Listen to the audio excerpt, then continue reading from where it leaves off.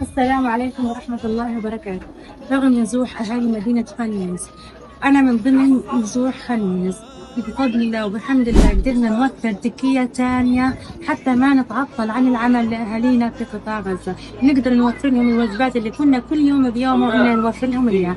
بفضل الله وبفضل تبرعاتكم الحمد لله استمرينا بتكية الخير اليومية، نفذنا 9 بتور عدس إلى أهالينا النازحين.